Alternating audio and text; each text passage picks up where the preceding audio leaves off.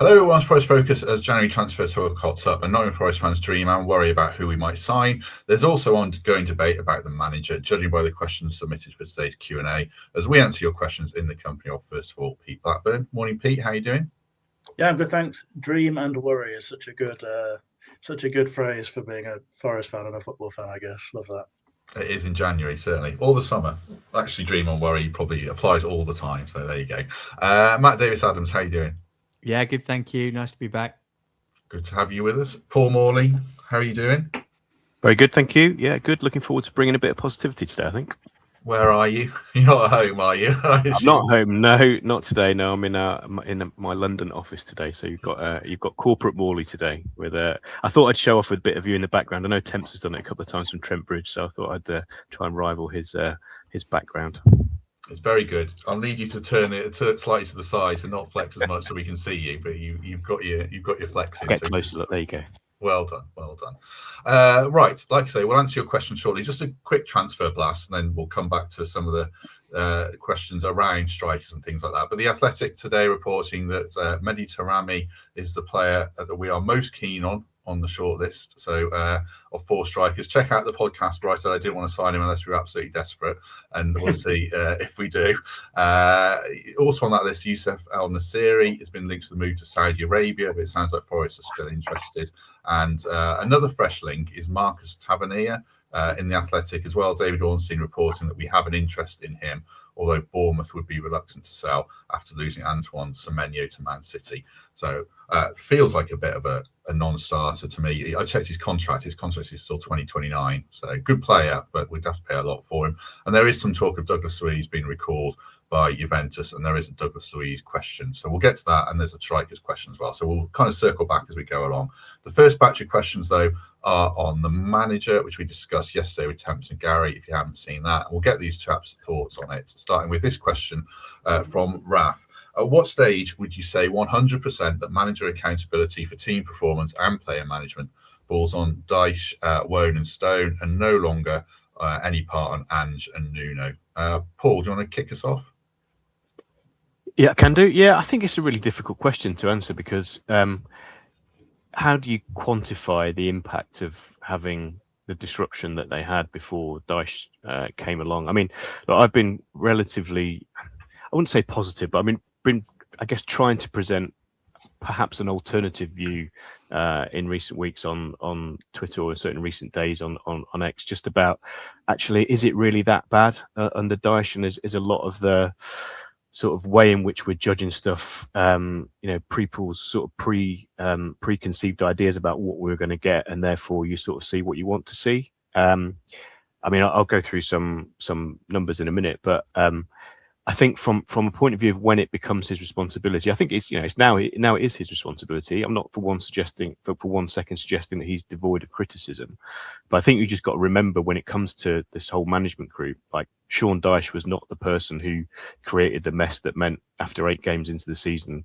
pretty much our only option was to hire Sean Dyche. So, he's doing what he's doing. I think we've talked before. I think you mentioned something that I posted a couple of weeks ago that since he arrived, the table as it was since he came, we'd be 12th. And for me, I think that's probably kind of about where we are. I think if you look back to last season, I think Nuno had us overperforming.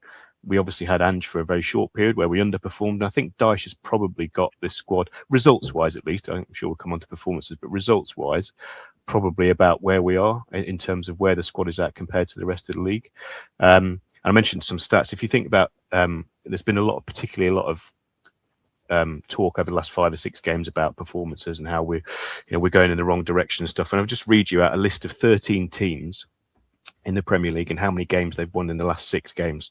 So Man United have had 1 win in 6, Chelsea 1 win in 6, Sunderland 1 win in 6, Brighton 1 win in 6, Everton 1 win in 6, Palace no wins in 6, Spurs 1 win in 6, Bournemouth 1 win in 6, Leeds 1 win in 6, Forest 2 wins in 6, West Ham no wins in 6, Burnley no wins in 6, and Wolves 1 win in 6. So if you put it in a context like that, more than half of the league are struggling at the moment, whether that's AFCON or whether it's just this time of year and number of games.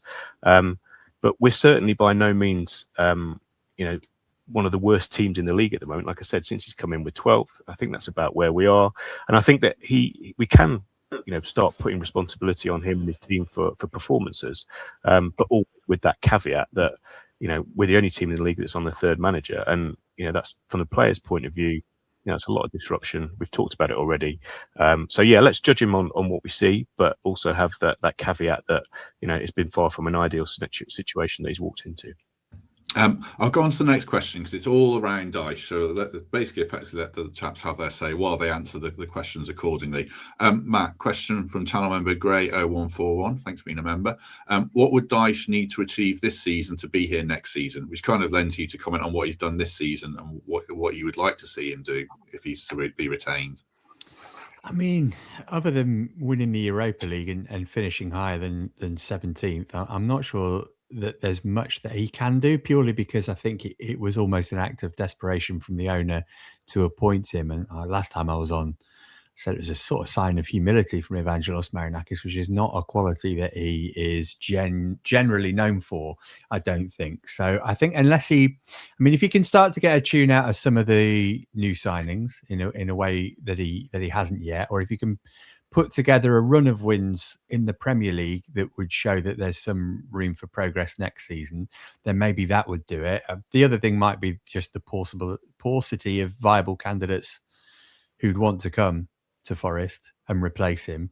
But I think what would probably be in Marinakis' mind is the disruption that was caused by last pre-season being so badly affected by obviously what was going on with Nuno behind the scenes, and then how this season has been ruined by changing managers so often. I think they will be desperate to keep a manager, let a manager have a pre-season and then keep them for as long as possible. And I'm just not convinced that they will do that with Dyche, because I don't think that he was the first choice. There was no point in this season, at the start of this season, where Forest would have thought they'd have been having Sean Dyche as manager. And I think all our initial reaction was a kind of sharp intake of breath. And then we kind of talked ourselves into it being a good thing. And as Paul's articulated very well, he's actually doing a pretty good job, but it's all falling apart a little bit at the minute. And my concern would be that is perhaps because his management style and maybe tactics as well are maybe a little outdated. I think we saw that certainly toward the end of his Everton time, which again came with a big caveat, but similar problems in terms of scoring goals. So if he goes on a really good run in Europe, if we go on a really good run in the Premier League, maybe. But I think it was a necessary evil, is a harsh way to put it on him, because he has done a good job, but it's not something that the owner wanted to do. And I feel like that is something that is going to come back and bite Dyche and co in the summer. I do think whatever we do, we really have to give the manager a full pre-season. We spoke at length about Ange having no shot because he came mid-season. So if we do make a change, or if we do retain Dyche, it's got to be clear, basically, to me, the day after the season ends, if not before, if touch wood, we're safe and they can say what they're going to do. Pete, same sort of question then from Gray. What would Dyche need to achieve to be here this season? And I'll throw a little extra thing around it. If you have any doubts over Dyche, is it not so much results related? Is it more performance related and management related, or are you more on board that you would just keep Dyche if he keeps us up and give him the pre-season to show what he can do? Wow, there's a lot of questions to answer all together there, I think. So I'll try and do them sort of one at a time. I mean, you talked about performance versus results. I think that's a really important thing to be looking at right now. Paul's obviously been putting the sort of positive case for Dyche in recent days, as he says. I mean, I think when it comes to Dyche, what's alarming is not the record since he came in, if you take that as a block. Clearly, it's very hard to argue that there hasn't been a positive impact in terms of the table. What's alarming personally is the evidence of our eyes, and if you look at data as well, and also if you take account of any whispers that are currently being heard for some of us, I think it's the general trend in the last half a dozen or so performances. I find it very hard to believe that you can look at those performances, watch those performances, and take a great deal of confidence from them and not be concerned about the trend. It's very clear that Sean Dyche came in, had an impact, and that impact is tailed away very significantly. I think there's a lot of questions to be asked about the game plans that are being put in place. There's a lot of questions to be asked about the impact during games. And I think there are questions to be asked about the communication what that might do to a young dressing room that is already in a pretty low place. So I guess to almost answer the very first question of the day, what stage 100% accountability? I think never. Context is always king, but Dyche has now had enough games to be sort of judged on the impact he's having, in a reasonable, rounded way. I don't think sweeping judgments are very helpful. But he's had the majority of the games this season now, so you can't really take away. I don't think you can absolve him of any judgment. So I think the stuff that I find this quite difficult. Paul's just said about having won 2 in 6 and looking at the results side of things, but I do think, going to your question, it's the performances that matter, because the performances ultimately are going to be what determines the results in the longer term, and it is still quite a short period of time where we're looking at. So Paul mentioned 6 games of 2 wins. I mean, one of those wins was against West Ham, where I think if you play that game over and over again, Forest very, very rarely win it based on the performance they put in on the day. So personally, I don't find it remotely reassuring that you count that as one of 2 wins, because I don't think it was remotely earned and it wouldn't happen again. It was earned only because of the very small madnesses of football. Just like you could say the Wolves game was, earlier on in the Dyche reign, where that's 2 games where you've won a game essentially because a keeper's done something mad. It's not remotely something that we've controlled or influenced. It's just something that has fallen in our favour. Personally, I think you have to look at the performances, and the evidence of my eyes is that things are falling apart significantly in terms of the impact that we're able to have on games, and I think that's definitely a concern. To answer the thing about what he needs to achieve this season to remain, I think it's sort of irrelevant for me in a sense, because for me, it would be about the performance side of things. I think for the owners, who obviously are the ones actually answering the question, I'm sure if they saw, continued sort of upwardly mobile success over a long term in the league, where we looked like a team sort of heading for mid-table, over that time period, like Paul mentions, 12th in the league or whatever.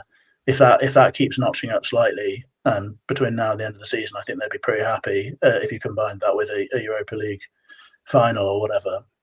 For me, it's all about whether those performances change, whether it looks like Sean Dyche can have an impact on this group of players. I just don't think Forest can afford to have a manager who throws all the players under the bus when we fundamentally are not in a financial position to replace all of these footballers. We're at a really significant point in our Premier League history right now, I think. And this summer will be enormous. We're going to lose very, very important players. In Elliot Anderson, a player who is currently really keeping us just about functioning. I think there's been a lot of criticism of his performances, and he's struggling on the ball. But off the ball, the stats don't lie. I mean, he is holding us together right now, and you lose that footballer, and I don't even know what we are as a team anymore. So there's going to be an awful lot of work to do. I just don't think we can afford to put our faith in a manager who looks like he doesn't believe in any of them. We've got to find a way to get better out of them. So those are all my concerns. Don't know if I've answered any of the questions. Big fat ramble. Can I just play devil's advocate to some of that, if I may? So I guess the question would be, when we say performances, what do we mean by performances? Are we talking about heart, spirit? Are we talking about silky football, the goal we scored against City? Would you want to see more of that? What does performance mean? Because I'll give you some stats. So this is the last 5 games, so which is basically post Spurs. So Fulham through to West Ham, when everyone says we've been a load of rubbish, right?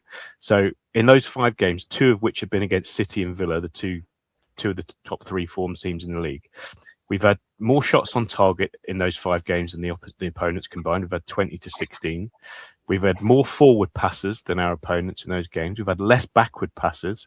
We've had the same number of successful passes in the final third, and our tackle success has been higher. So in all those metrics, in those 5 games across Fulham, Everton, City, West Ham, and I forget who the other one against. Villa. Yeah, those 5 games.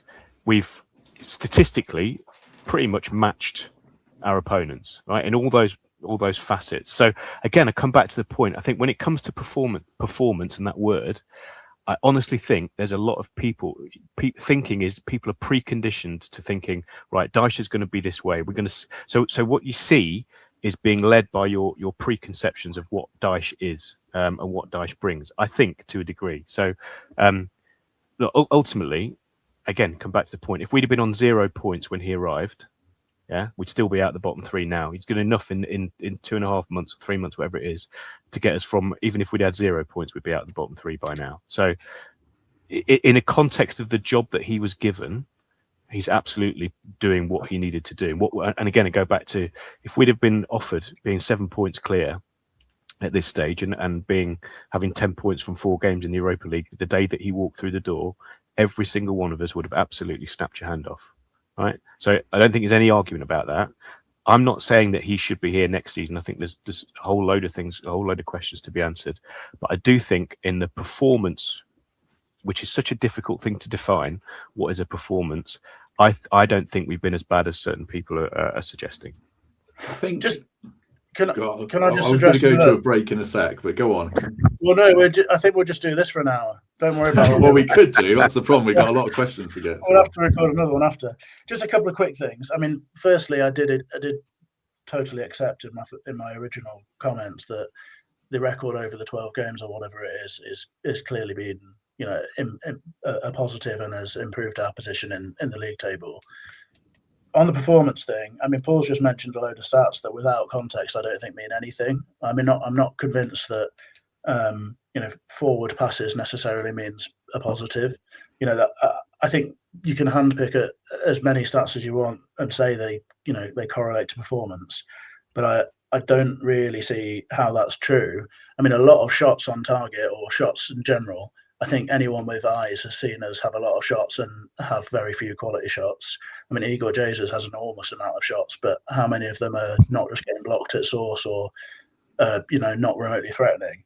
So I find those a little bit hard to take as a condition of performance, to be honest.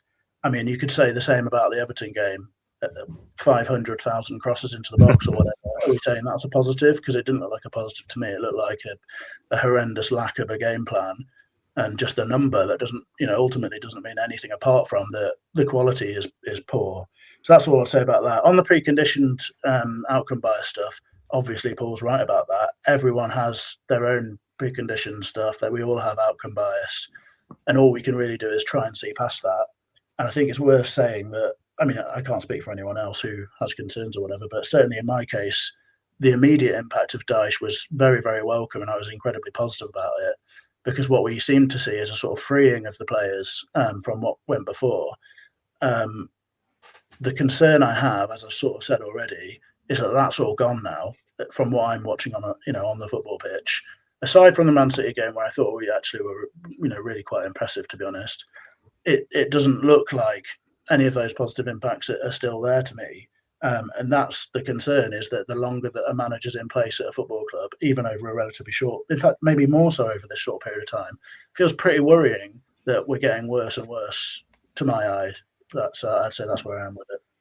I think I'll go to Matt and then we'll move on. Just for me, I think it comes down to it's not entertainment. I don't want to see sparkling like Pep tiki-taka football. It's, to me, like the style we played when Dyche arrived against Man United and Leeds, Man City as well, I'd throw in there. It was a good mixture to our play, but you felt there was attacking intent. I felt like I knew what we were trying to do. As it's gone on, perhaps starting with Wolves away, definitely against Everton, I absolutely hated the plan against Villa. It's those performances that worry me, and I think he's got to do a lot of work to convince people now. It feels like a narrative setting in now. Even listening to this conversation, I feel like a narrative setting in around the manager, that he's going to have to do work to change, to get back to what we saw in his early days versus what we've seen more recently. Against Wrexham second half, I actually thought we played quite well. And when the better players came on, we got the balls to buy them, we pulled it back, we scored some goals. I'm more than a little fed up of seeing wingers check back virtually on the touchline and whip it in on their wrong foot to centre halves who are set and just clear it. Well, I feel like we need more variety to our attacking play, more than anything. And if he can do that, then I'm very much still open-minded that he could be here next season. But I don't think it's about aesthetics at all, is it? I think it's just about efficiency and the way that you carry out a game plan. And that's what I feel. And what the game plan is. Well, yeah, to me, I'm not remotely clear what the game plan has been in most recent games, and they certainly haven't carried it out well. Plus, there's been no impact or change during games. It's been like quite sad to watch it play out for me personally. Yeah, the Go on, game Matt. plan seems to have been stop them scoring and hope for the best in the Premier League, doesn't it? But I think Pete touched on the key thing for me, which is relationships with players, and you know, it's one thing criticising Alexander Zinchenko, who's not going to be here next year, and James McAtee, who's probably the same. I worry about what's going on in the training ground and what people. I mentioned this last time I was on it as well at Morgan's post match against Liverpool. What Sean Dyche changed, running. Players don't want to do And that they're all kind of thing all the time, and they're all knackered. They don't want to be shouted at, you know, and that's fine. You know, Murillo and Elliot Anderson, they can probably stick it for another couple of months, knowing they're not going to be here next season. What about the core of our team who are going to be here next season and have been so crucial to what we do? You know, what does Callum think about that? What does Ola Aina think about that? What are these players who we are going to rely on? Morgan, are they going to want a Sean Dyche pre-season and be told, right, this is how we're going to set up without the ball? Don't worry about with the ball because we're not really going to have too much of it. And you know, style of play is an important thing in terms of attracting new players, right? And keeping the City ground full and that kind of thing. And just the whole kind of shtick is wearing a little bit thin with me. And maybe that is recency bias, but I can't believe we've lost 5-0 over 2 games to Everton, for example. You know, how's that allowed to happen? That's incredible to me. And I get the stats that Paul's put forth, but did we ever look like scoring against Fulham? I don't think we did. Particularly that Villa game was a dreadful performance. West Ham, we got incredibly lucky to win that game. So you're wanting to see a bit of an uptick, certainly in the Premier League performances before too long. But do you see that coming against? I mean, Arsenal, we can do. People will accept a backs to the wall job there, I'm sure. But how many goals are we going to concede from set pieces in that game? Then Brentford away looks tricky. You got to go to Elland Road. You wouldn't fancy us there at the moment. So yeah, it does all feel a bit wheels falling off. Maybe players not having this as well as supporters anymore. One more really tiny thing, Matt, and I promise you can just get rid of me if you want, and I won't switch the rest of the thing. But Matt, other Matt, better Matt, whatever we call him, just quickly touched on the sort of that part of the game plan of that maybe is a maybe what we expect of Dyche more than necessarily what he's actually doing is that sort of be defensively solid thing and see what happens. I mean, defensively solid is not a phrase that I would use to describe the way we look right now. You know, teams are getting behind our midfield and charging at our defence, and we're splitting. And I feel terrified quite a lot of the time. The set pieces are, you know, as grim as they've been, really. So all of that stuff about the basics, which is Sean Dyche's mantra, where are they? Like, I don't understand where they are. We don't look solid at all, as far as I'm concerned. Hanging on in there. I still think Murillo might be here next season. Just on team spirit and things like that, I'll go to Paul and then we really should move on. I mean, there is a conspicuous lack of dressing room social media clips. I don't know if that's because they've been told not to do it or what. A lot of people had reservations about his post-match interviews and, you know, referees, players the last couple of games. I know Gary said players need to suck it up. Do you worry, Paul, about dressing room spirit, or do you think actually players need to be told a few home truths and then we'll move on? I think it's a balancing act, isn't it? Look, you know, football is a little bit different to when Gary played, obviously, and you know, you need to be mindful of the way in which modern players, I guess, behave or you know, take things.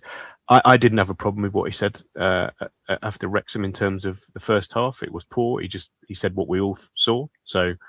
You know, he's not managing the under-11s. He's managing a professional football team who players who get paid handsomely every week. They live their lives in the public eye. So I'm sure when it's time to praise them, he'll praise them in public. And similarly, if he feels like they deserve criticism, then criticize them in public. So I don't have a problem with that. I didn't like you mentioned the referee thing. I thought that was after City. Yes, Diaz probably should have been sent off. I don't think there was a foul. We've talked about this on 100 times. I don't think Morgan was fouled. I think the club have even. I think there was a article. I think I can't remember if it was Percy or if it was Dan Taylor. But there was obviously a dialogue with the PGML, and the Forest agreed that Gibbs White wasn't fouled, and I think the PGML agreed that Diaz should have been sent off. So I didn't really like that referee blaming thing. I think, you know, got to look at yourselves before you look at anybody else. But no, I didn't have a problem with him criticising the Wrexham players after Wrexham. And look, you know, social media is great. Going on social media, putting videos out there when you're in the top half of the league and you're challenging for the Champions League and everything's happy, all good and well, fair enough. If they were doing that now and messing about on the training ground and looking all, as if they'd equally get criticism for saying, do these guys not care? Do they not realise they're in a relegation battle? What they're doing messing around? So it kind of can't win, really. So look, I think that side of it, team spirit, all that sort of stuff, I don't see a team that are not playing for the manager. And then again, you mentioned the second half against Wrexham, we gave that a good go. All the games, West Ham, I know you talked, Pete, about how we got lucky, this, that and the other, but sometimes you've got to take those breaks. It's the first time we've won a game from being behind at half-time in the Premier League since 1997. So if you're saying this team's got no character, no belief in the manager, that doesn't happen, right? Yes, you got a couple of breaks. I haven't actually said anything about the team not having character or belief in the manager. No, I'm not saying you. I'm just saying people generally, right? If we're saying that the dressing room is not behind the manager, or if he's losing people and the way that he's talking about them in public is alienating them, then I think just that fact that we won that game from being 1-0 from being behind at half time for the first time in the Premier League for nearly 30 years. Should tell you that they are playing for this manager. Right, chaps. Good chat. Good 25 minutes, but lots of people have submitted lots of questions, and we could do an hour. 25 minutes. 2 questions in. Exactly. That's 40. I sent these lads a long list of questions. It's going to be curtailed slightly, but the next question will be about, if not Dyche, then who. So have a quick think about an alternate name that you would consider next season after we've taken a quick word for the Trent Navigation. Next game is against Arsenal. We are the late kickoff on Saturday, 5:30 p.m. So you can watch it at the Nav live on the Big Shed and also over the road. They've got lots of screens there. It's called Over the Road because it is literally over the road from the Trent Nav. Fothers is back from Australia with all his pre-match build-up, and then you can get your dinner there or your late lunch there, make an evening of it, watch the game. You don't need to book, just turn up and enjoy the match there. And thanks to those guys, as ever, for their support. Right, back to the questions, having hogs the spotlight there a bit too much. Mark Proudly, thank you for the question, Mark, channel member. Seen a lot of comments on fan forums or in the media stating that managers like Glasner and Iraola are destined for bigger clubs. But apart from Man United and possibly Spurs, I'm not sure many of the bigger clubs will be looking for a new manager in the summer. Obviously, Chelsea have made that change. Plus, with the likes of Alonso, Maresca, I guess I'll throw Amorim in there as well. Plus Tuchel, Ancelotti and Pochettino potentially available post-World Cup. I think Forest could attract a higher quality name. I also think guys like Silva, Glasner and Iraola would welcome the opportunity to work with an ambitious owner like Marinakis. If Dyche goes in the summer, who would be your preferred candidate? So you think would make Forest an attractive option for a manager like those mentioned above? I'm afraid we'll just curtail it and ask an alternate name, starting with Matt. Well, I'm really pleased this isn't live because I had enough pelters when I suggested this on Twitter last week. I know what you're going to say, and I'm sort of on board with it. Yeah, I wouldn't mind if Thomas Frank was the Forest manager next season, to be perfectly honest. I can appreciate that he's got beef with Forest and maybe we've got beef with him, and his style not great, particularly at Tottenham, but there's a massive caveat there. He hasn't had any of his proper attackers fit all season. So, you've got to give it. And also Spurs nobody's got Spurs, right? Have they? You think of some of the managers that they've had in recent years. I'd rather not say his name, but I mean, ironically, he's the only one who did to an extent, isn't he? But Thomas Frank's proven that he's more than capable of managing a club of Forest level and stature in the Premier League. 2 top half finishes in 4 seasons at Brentford, never a sniff of relegation. He seems to be somebody who works well with players of varying styles and mentality. I think he's obviously not going to be Spurs manager for much longer. I think he'd be really good for Forest. So that'd be my outside of the box shout. Silva's probably the number one choice. I don't see Glasner as somebody who necessarily feels he has to work in the Premier League all his career, and Iraola just stinks of 6 months at Spurs. Yeah, Frank's an interesting name. Give him the right stable environment, which I think is kind of Forest's issue, then I think he could do well at a club that's slightly less in the spotlight than Spurs with all their issues. So I am sort of on board with that shout. Paul, an alternate name to Sean Dyche if he's not here. Yeah, I think from that list, I've always been a big admirer of Iraola. Whether or not he would come to Forest, question mark. I think we were probably sniffing around him. I think before we even got Nuno, that was the word at the time. I wonder if his stock has fallen a little bit just with the way Bournemouth have having in a bit of a downward spiral. Whether they pick up before the end of the season, who knows? I think I saw something today about Senesi possibly being sold under his nose again. So and he's not committing his long-term future to Bournemouth. There may well be bigger names in for him, and as Matt says, NBA says Spurs feels like a good fit for him. But if you're asking me from that list, I would go for Iraola personally. If we could get him, it would be my choice. Pete? Can I just do something honourable for once, which probably doesn't happen an awful lot, and just take a bit of Matt Davies-Adams' incoming flack, just by saying that personally I actually really admire Thomas Frank. I know that Matt will earn hate, but hopefully it'll be dispersed between us. Thank you.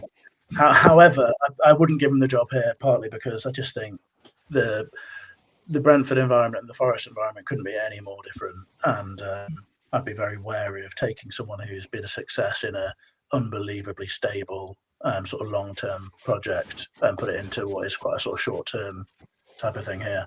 Is that horrible noise me, or is that something else? I don't know what's going on. I think it's you, Pete. It started with you. Maybe just mute yourself and unmute yourself. Okay, one sec.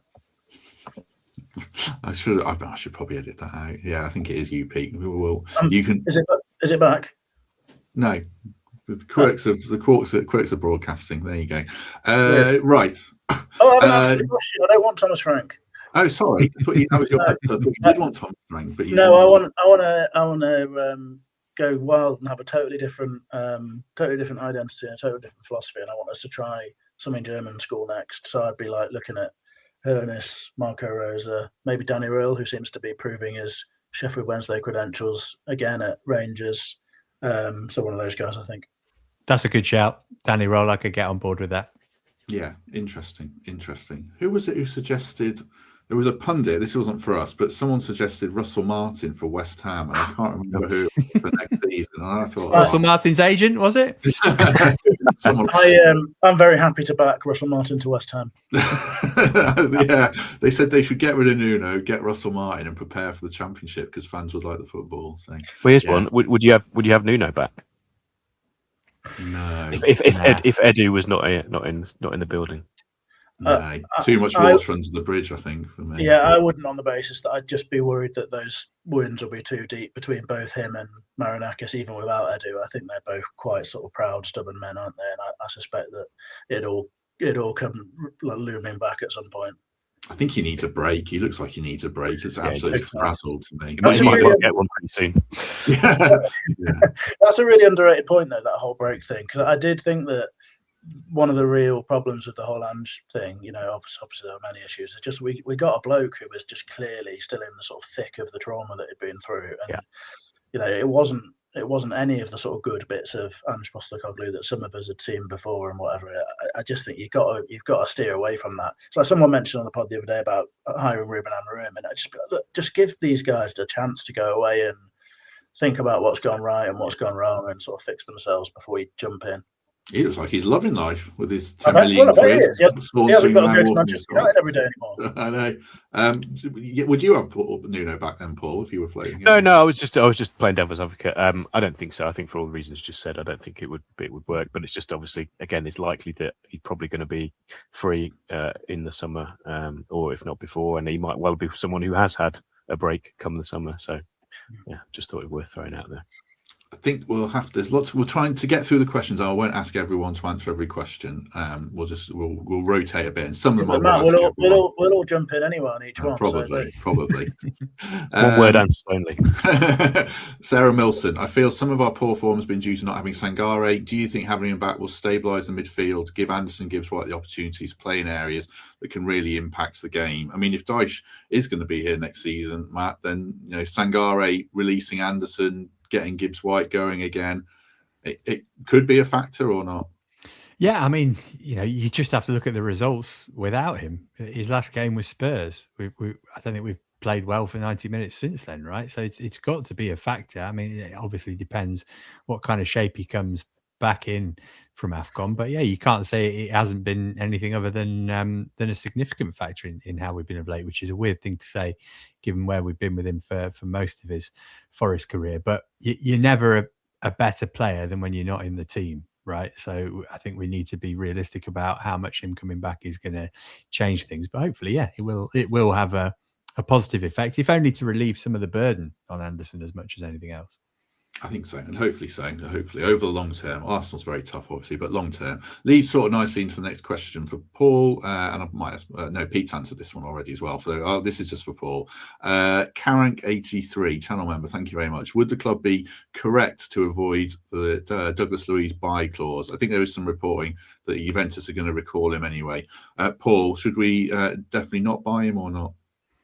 Well, I think if Juventus recall him, then it's kind of out of our hands, isn't it? But personally, I would like to keep him. Again, I know he's so. Obviously, a lot of talk about his injury record. Prior to him going to Juventus, the 5 seasons he had at Villa, he made at least 33 appearances in 5 consecutive Premier League seasons. That's Premier League appearances. So, yes, he's had a bit of a difficult 12 months with injuries, but prior to that, it's not like he's always been this injury-prone player. So, if we can get him right, then I think he adds quality.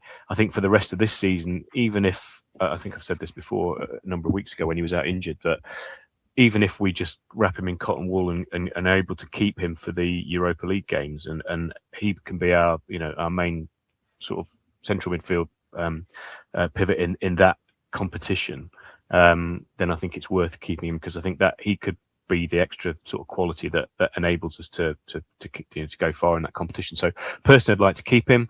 And what is he, 27? So again, he's still got a number of good years ahead of him in his career if we can be confident in his fitness. So in an ideal world, I'd like to keep him. Yeah, I think if we get him back to Villa, Douglas Luiz, I would. If he's Wrexham with Douglas Luiz, then I definitely wouldn't, because he looked 50% fit, and I don't think he can spend the money. And I know Pete wouldn't, so I'm not even going to invite him in, because I can see by looking at his face, he definitely wouldn't. We've got a lot to get through. The thing is, he's the Douglas Luiz of now, isn't he? That's what we're judging, not ideal world. Well, I suppose what will he be the Douglas Luiz of by the end of the season? But we can't answer that. As we see, hasn't played 90 minutes in more than a year on over 100 grand a week. No thanks. He'd be our second highest earner at the football club. It cost 25 million quid, and you can't trust him to play football. Let's move on to the next question. Mic drop. Yeah, who's this question by? Oh, I'm just going to have to apologise because I haven't put who it's by. Sorry. Who do you want to come in as a January goal-scoring saviour? Is there anyone you would take outside the box? It says Jamie Vardy here from the questioner. I would take Pete if that would work out. So I don't think Pete's going to solve our striking problems. Not me. It says, yeah, it's what it says here. Yeah. Yeah. But no, not you. I don't think Pete's going to be the answer. Matt, we'll go back to that Mehdi Taremi report. The other players on the list are Strand Larsen, El Nassiri, as I mentioned, Dovbrick, who is at Roma. I'm sure there's other names on the list for Forest as well that will emerge over time. But any names that leap out to you? Any names that definitely don't leap out to you? Well, I'll do you a favour. The first name that leaps out to me is Samuel, brackets in Sweden, close brackets, from me copy and pasting the message you sent me last night. Yes. So that'll be the person Thank who you. asked the question. Well done. I mean, Strand Larsen's the answer for me of the people who've been offered. He's proven that he can do it in the Premier League, and he's quite a lot like Chris Wood. So if we are just going to be whacking crosses in for the rest of the season, then he's more likely than any of the other players to get on the end of them. They're all reaches, these, but a couple of names that I came up with. Tammy Abraham is one who seemingly wants to come back to England. I've seen Villa have been linked with him today. He is more than capable of holding the ball up. He's not amazing, but we've seen that he can score goals against Forest before. And, he's got a decent career pedigree, which has been slightly curtailed by injury, but he's fit now. And certainly till the end of the season, I don't think that that'll be a huge punt. I mean, other than that, I'm kind of scratching around, to be honest. I'm loath to bring somebody from a different league. I did wonder if maybe like Will Asula from Newcastle, he's not getting much time, might be somebody who could be worth a punt. It's a bit of a stretch. And the other one, which is probably unrealistic, but again, somebody who started 2 Premier League games this season and is better than that, is Omar Marmoush. If you could get him on loan for the rest of the season, he's doing all right at AFCON, scored a couple of goals. But yeah, I mean, it's Strand Larsen for me with Tammy Abraham as number 2 and not Taremi, because he's old and not the kind of striker that we need.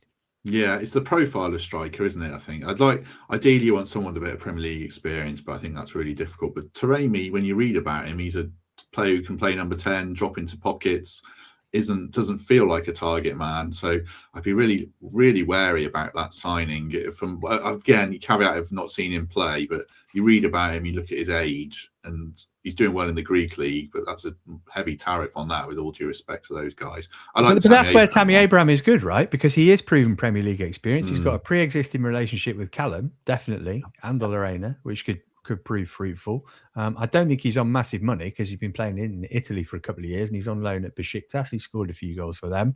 That seems like a quite low risk one, certainly on a short-term deal.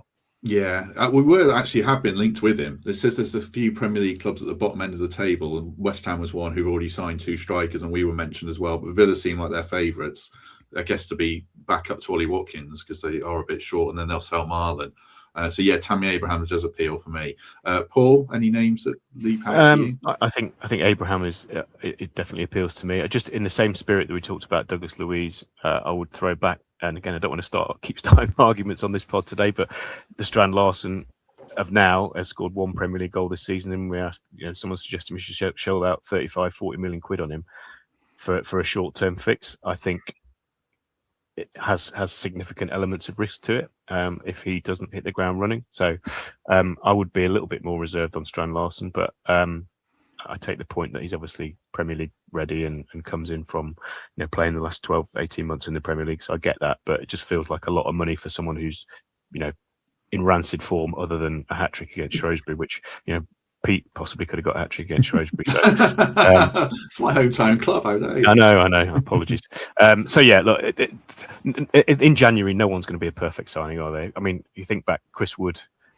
Obviously, when we signed him, took he didn't really hit the heights that rest of that season. It took until the following season to do this to get to being anything like offering what we needed. So it's going to be a risk whoever we sign, but clearly we need to sign somebody. I mean, my only thing on all of this is whoever we sign, are they going to be able to hit the ground running or be as impactful straight away as the guy that's just gone out the door, who's been in and around the squad for 5 months, who has shown in a couple of Europa League games that he has got an eye for goal. So for me, the whole Callum Wendo out and somebody new who's going to be a risk in just seems like an unnecessary risk to take, unless, of course, he's desperately unhappy and is pushing for that move, which I don't know if that was the case or not. It just seemed like an odd one to me. No, that is a fair point and an interesting one about Callum Wendo out, someone else in, and I hear that. Pete, any names for you? Well, I'm open to offers. I'm enjoying this chat about potentially bringing me in up front. I mean, it would be an interesting one, given that I'm essentially just an average goalkeeper now. So I'd be performing some sort of like. We've had a few of them. Don't worry. You are banging the dot. I mean, do you imagine how many of those crosses you'd have got on 6'5", and then against Everton, you'd have scored a hat trick, mate. I can't run, but I can stand there and let it hit you. we would need to get some runners near me pretty quickly, which has been an issue of late. I'd be bringing some sort of Chilavert vibes or Rogério, I guess, banging a few goals in from playing in goal. I am as. Has he gone? Oh, he's just about to make his big point there. What's happened there? Am I back? No, you're back now. You're back now. Throw a name at us quickly.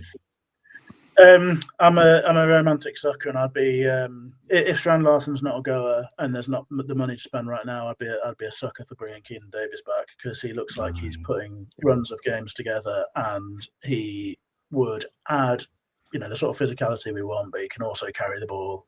I cannot get the memory of him charging up the pitch against Sheffield United in the playoffs semis out of my mind, and I want to see it again in a Forest shirt. So I would love that. Very Sean Dyche as well, isn't he, Keenan Davis? I think he'd bring with him somebody who the fans are instantly have an affiliation with, an affinity with as well. And again, you come back to the whole sentiment thing we talked about earlier. If someone walks through the door that people can instantly warm to, and also probably cut a bit of slack if things don't go quite so right straight away, then there's definitely merits for Davis in a number of ways, and not least the fact that he's got an affinity with the fans. I think is a big plus in his box. It's really hard. I was just looking through the Premier League table and trying to think of clubs with like third choice strikers that might be available, and it's not a great list. Like Willisula's probably a good shout. Xerxes at Man United, who can't score a goal but sort of can hold the ball up and link play. Rodrigo Muniz, but he's injured, and I don't know if Fulham would let him go when he gets fit again. Everton haven't got anyone. I mean, Dominic Solanke hasn't kicked a ball in these games, but he'll be back in the Spurs team, so that's probably a non-starter. So Mark Guiu would have been a good one. Similar profile, but we can't sign him because he already played for Chelsea and Sunderland this season. What an odd move that was. Yeah, so I think we might end up looking abroad. I mean, we're not going to pay. I can't see us paying 50 million for Strand Larsen. So, somebody else, Matt, I'll save you coming onto this one, asked about anybody from the Championship. You look at the list of Championship top scorers. Adam Armstrong's top of it. You know, the modern day Cameron Jerome, Timu Pukki, Robert Earnshaw, really good in the Championship, doesn't do it in the Premier League. So that tells you that there's not much going on there that could improve us either in terms of strikers. Yeah, the only one that would seem like a sort of potentially Dyche one would be Ellis Sims, I guess, but I don't think that's really a goer for us. I mean, I actually really like Josh Sargent as an option, but not for us because I mean I really love the work rate of the guy in the pressing, and his finishing seems to be getting increasing, or has when he was playing seemed to be getting increasingly good, but not really a profile for us, I don't think. He's going anyway, isn't he? I think he's going to the MLS. I had a look at the questioner who I just find it was also asked about the Scottish Premier League, and I did have a look. Paul Gibson.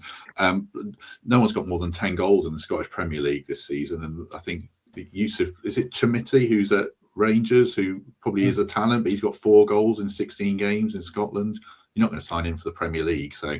Yeah, it feels like a bad time to buy a striker, which sort of goes back to Paul's point about Callum Wendo, and maybe it was just worth keeping him around to be another option. But that is gone. That ship has sailed, certainly. Where's Gary Birtles for $2,000 from Long Eaton United when you need him? Have we sent any scouts down to Long Eaton? Come on. Let's scour non-league. You never know. A few people asked about internally as well about players in our B team, but Silla, who's doing well, I think is the only one, but such a huge leap that I can't see it happening in a relegation battle. You'd have seen some involvement in the European squads if it was something that was sort of realistic hope, I guess. And on Friday night as well, when we were crying out, when you got Igor Jesus, another problem, playing 120 minutes. Yeah, that's another problem with the strikers as well. Right, Peter Federo asks. Anderson to leave in the summer, most likely, yeah. Would you consider James Garner out of contract as a replacement? I had a quick look, and 6 months left in his Everton contract. There is an option to trigger it based on performances, but it doesn't sound like it's nailed that it will be. And he was asked about contract talks, and he just said, no, pretty much the same as it was. We have discussed this recently, about 2 months ago. He's in fantastic form. In fact, Matt, I think he's in such good form that he might well be looking higher up the table than Forest. I know some of our fans won't like that, but he's a really good player, and he's going to be, on those Bosman moves, he's going to have the pick of a lot of clubs, isn't he? I was just going to crack wise about let's get James Garner, Jed Spence, Keenan Davis, Max Lowe, and Philip Zinkernagel back. And I was just looking at our transfers from that season, and I stumbled upon Sam Surridge, 24 goals in 33 games for he was linked with Wolves, Nashville. I think, wasn't he? Yeah, he was linked with Wolves, yeah. But yes, James Garner would be fine. Yeah, but as you say, maybe he's not looking at Forest. But yeah, maybe Surridge is somebody that we missed on the striker chat. Maybe. I don't know. Has he got better from a load of games in the MLS? I haven't watched him play. His finishing's never a problem.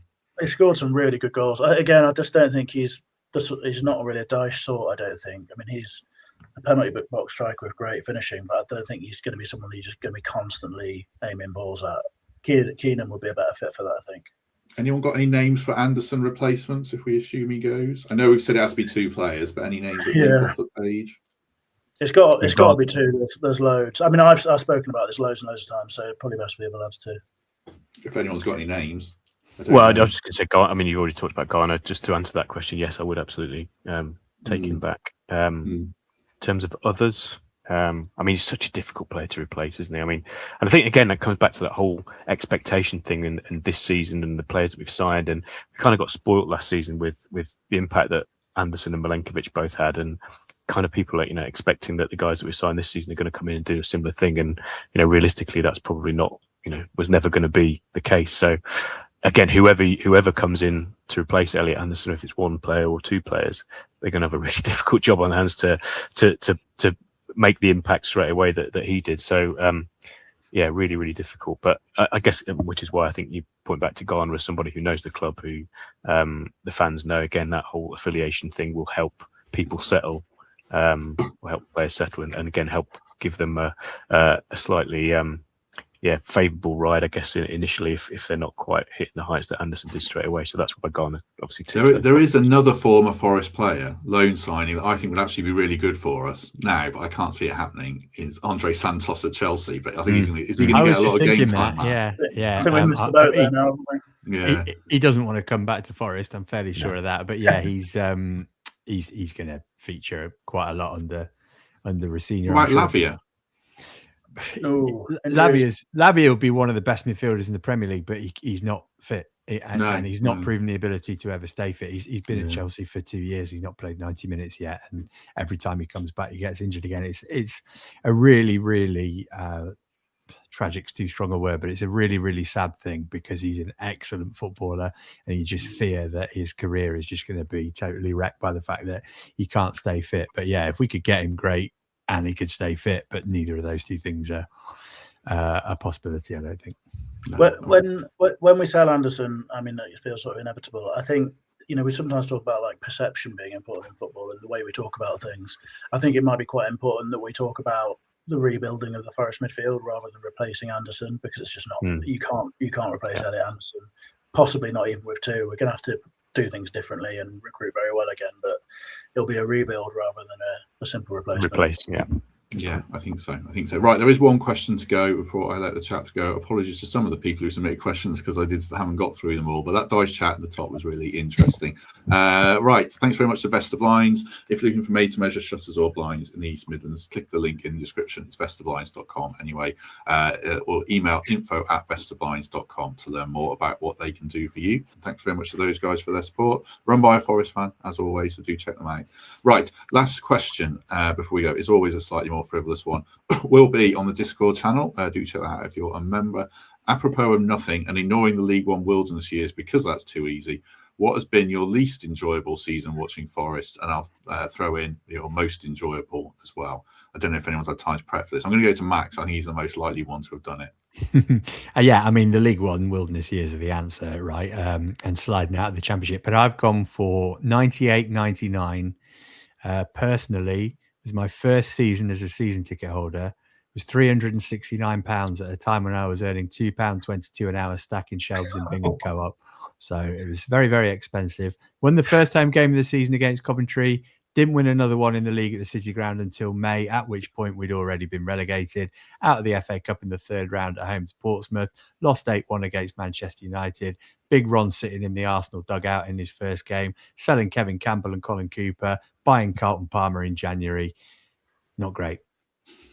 I think for me, this season might have been a contender, but for Europe, it's given us a lot of good memories, but it's been pretty miserable otherwise. Paul Hart promotion season or non-promotion season has always been my favourite, but there's just the heartbreaking ending. But the football we played in that, and the players that we had coming through, was absolutely unbelievable, which I've said repeatedly on this podcast. Paul, what about you? Best and worst season? Yeah, I mean, from a best perspective, I guess my memory goes back a little bit further than you guys. My favourite season by a million miles would be 88-89, where we finished third in the league. Behind that, it was that season where the Liverpool-Arsenal last-minute Mike Mickey Thomas thing that won the title at Anfield, but we finished third behind those two teams that season. Won 2 cups, won the Littlewoods Cup and the Simod Cup, and got to the semi-final of the FA Cup. Obviously, it was a slight sort of sad tinge at the end of that season because it was Hillsborough, but that season watching Forest for me, had a season ticket and junior red section, was just absolutely magical. Being 10, 11 years old as I was at the time, Forest was my life, and that was just brilliant. Worst season would be 04-05, which was the Kinnear Megson mashup, and probably one of the least, probably my worst experience as a Forest fan, going away and losing 3-0 at Derby that season, where I think I've mentioned it before, when Andy Impey got sent off after about 20 minutes for handballing it on the line, and he was having such a terrible game that even the Forest fans were shouting off when he handballed it on the line. So yeah, it was a low point for sure, which ended in relegation, as Matt said, down to League One. So that would be my worst season. Good stuff. Pete, what about you? Yeah, I've got 2 for each. I'll try and be quick. I didn't know that 04-05 was allowed, given that it was obviously the beginning of the League One horrors. But as a season ticket holder then, that was probably as low as I felt, I think, watching Forest. I remember losing 3-0 to Plymouth at home and just sitting there thinking, like, what am I doing with my life? This is so devastatingly bleak. I think was it the season we lost Reed and Dawson as well, which was pretty dark? I think it was. We had some absolute filth playing in that team as well. I won't name names in case they end up coming on the podcast. I think Neil Harris scored naught in like 15 games. I won't name names. Neil Harris. Oh yeah, no, I assume we're safe with Neil Harris. And then Scott Dobie brought in to solve the problems, and he did basically the same, like 0 or 1 in 12 or 13 or something. It was the start of that period where some of the midfields we had were insane. It would basically be 4 defenders playing across midfield. You'd have like Gregor Robertson, John Curtis, Darryl Powell, and Paul Evans or something playing as a 4, and it was just brutal. Kevin James, remember him as well? Yes, sexy signing, Kevin James. Speaking of which, that season, I'm pretty sure I'm right in saying that we went down, and when we went down, we were beneath former Kevin James as Gillingham. Yeah. We took them down with us on the last day, didn't we? Yeah. And Crew. So it just feels like being beneath Gillingham and Crew is not. I tell you one other game. Sorry, I went to that season was Woking away in the LDV Vans. We lost 3 cells there. So that was not a great night. Some great cup games around those years under Megson particularly. But the other one, if that's not allowed, would be 2012-13, I think it was, under the O'Driscoll year, where he sacked at Boxing Day and it just ruined Christmas. It was the first time for a while, I think, that I'd started to believe in Forest again. I loved O'Driscoll and the sort of what he represented, and then it was just all torn up and followed on with McLeish, and then the unfinished business return of Billy Davies, and everything was just horrible. And to use Paul's word, rancid, I think would be a fair description. So that was really horrible. Best ones, promotion to Premier League recently season was magnificent. Just the way it sort of the momentum of it just built, and the cup run as well. And I won some pretty cash on Joe Worrell scoring against Leicester, I think it was. Some great memories from that season.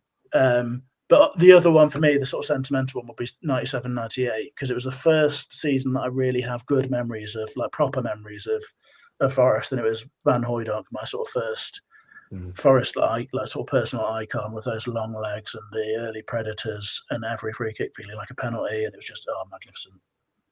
Lovely. I suppose promotion season would be the one, but as a younger fan, that was when I went more regularly. That would I think back to 2002, 2003. But yeah, promotion season, how it all turned. So basically, we're all saying either when we get promoted is our favourite, or when we get relegated is our least favourite. It sort of makes sense, I suppose. Yeah. Just, I guess the only one I'll throw into the mix was 94-95 when Colin Moore and Roy were ripping it up as well, and winning 7-1 at Sheffield Wednesday. That was a brilliant away trip. So yeah, that was another one to honourable mention for that year. That 04-05 season, by the way, I do a lot of commentary on women's football, and I've done Liverpool a lot this season, and it's really triggering for me because Gareth Taylor's their manager. Of course, he's absolutely hopeless. They haven't won a game. The last time I saw them, they lost 9-1, and I'm in my mid-40s, and I still take quite a lot of pleasure of watching him fail, because I'm like, I don't have a vested. You're not damaging me in the way that you used to when you failed. So, yeah. Do you remember when we played him centre half in a back three?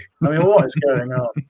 That was a hell of a world back then in those sort of mid-noughties. We really did plumb the depths. Paul Evans, good. Paul Evans is on the team sheet. Maybe we've got a chance. And Paul Evans was actually one of my favourite players in that team, because he actually had a bit of something about him. Like some of the stuff around him. He was obviously not a talented footballer in this sort of scheme of things, but my word, God, what a time! That goal against West Ham, I always have that. Just to balance the books on Gareth Taylor very quickly, my general sentiment is the same as yours, Matt. But was he to score 1-0? We won away at Leicester, scored a header, and then he scored away at Spurs in the cup as well, which got us a replay, which I was at. So we had a couple of moments. He was far from the worst thing about that team, and I guess that says it all about where we were. Right, we shall leave it there. If you enjoyed this, and I certainly did, do us a favour, hit like, hit subscribe, consider membership. We get early access to this and any pre-recorded one, which will include tomorrow's podcast, where we'll do some more transfer chat. We'll get Will back on, and we'll do some Taremi stuff, bit of Tavernier, and any other transfer news. Record that tonight and put it out tomorrow. And then Thursday will be attention to Arsenal. Some good news for a friend of the podcast, or a part of the podcast, in James Belshaw, who is a Notts County fan and has today signed for Notts County. Oh, wow. Brilliant. Yeah. So he's joined Notts from Harrogate. Does that impact his appearance on? I think it probably does, yeah. I don't know if Notts will want their keeper on a Forest pod. I hope not. That's a massive step up for him, isn't it? Because Harrogate looked like they're sliding out of the Football League, and he might end up getting promoted instead. Yeah. Plus, everyone should go and have a look at that save that he made recently. Can you remember what the game was, Matt? Accrington away, unbelievable. Oh my word! Get that. I messaged him about it. He said, "Oh, it wasn't even the best one. They didn't even put the best one in the highlights." It's unbelievable save from deflected shot. He's a really good shot stopper. So yeah, really pleased with Belly. Hopefully, we can still have him on. But yeah, good stuff there. Right. He better clear his contract. Surely, we must mean that much to him. He's got Yeah, I'll message him after this and see. But I suspect it might be limiting his time on this pod. I don't know. I know the guys at Notts. Maybe we can get dispensation because he's not really talking about Notts County. But yeah, we'll see. Anyway, right. Does anyone have any final words? So we've done an hour. Does anyone have anything they want to add before we go or not? Should we revisit the first debate? Oh, everyone does. I was just going to say, looking forward to the European games returning, and I think, and I'll make this point again, which does tie back a little bit into the first point we made, in that, is it a coincidence? I'm not sure that the performances or perceived performances and the form has tailed off since the European games finished, which seems a bit of a perverse thing to say given the challenge of 2 weeks, 2 games a week, the Thursday Sunday thing. But I think when we had those European games under Dyche, there was always, no matter what was happening in the league games, there was always there was an excitement of there was a European game around the corner, and actually we got wins in those games. So kind of, whilst the league form might have been a bit up and down, it was being boosted, if you like, by European games. So I'm hoping that return to European games and hopefully getting some good performances and good results under the belt will then trip back into the Premier League and start seeing us get better results in the Premier League again. So that's my hope. We'll see what happens. Yeah. Someone talking? No. Sorry, I just walked into the room I was in. Sorry. I was just going to say, it's interesting that after we do get Brentford out of the way, there's a good run of games I think will be really interesting and perhaps decisive when we play Ferencváros at home, Palace at home, Leeds away, Wolves at home. Look into those games. They're the ones that that could really change the momentum of the season. Although I wouldn't rule us out getting anything against Brentford, tough game, Braga, tough game, Arsenal, tough game. But you don't know. It'd be pointless if we just didn't believe we could get anything. Either of you chaps got anything to add, Pete or Matt? It's not the 2004-2005 season, and as disappointing as this one has been, it's been really nice to be reminded that is the case. Good. My any other business was going to be a question, and I don't know whether you're going to go mad at me if I do that. Well, you can do it. Go on. If these chaps don't need to go, Paul might need to go. He's keeping the financial markets afloat, and we're taking them down. Tell that bird to bugger off. We're doing real work here, Paul. Tell him to go. Oh. Yes. I hope you can't hear us. Well, maybe not for Paul, but I wanted to just ask you guys whether you had considered or not whether the Ryan Yates injury might have had a role in recent form and such like. I know he's not a sort of guaranteed starter or whatever, but I think we can safely say he's someone who drives standards around him and that sort of thing, and he's obviously not been involved in first team affairs at all since December 6th or 7th, and I think the Spurs win is probably the only standout performance since then. Yeah, I don't think it helps, does it? I mean, James McAtee wouldn't have played number 6 for Wrexham. I wouldn't have imagined if Yatesy was fit. Well, I don't think James McAtee should have played number 6 for Wrexham anyway, but it would have helped. So yeah, I think it's a small factor, and there's lots of small factors that go into all these things. Matt, anything on that? Yeah, I mean, he would have got more game time with Sangare not being around, right, I guess. So yeah, must be a factor, and I don't know how involved he would have been around the first team. Obviously, he's not in training, but yeah, hopefully him coming back can help us. Anything that can help us is much needed at the moment. Right. I think we'll end it there. I think the FTSE 100 is about to crash. Paul's going to kick that out. Yeah, he's got Tokyo on the phone.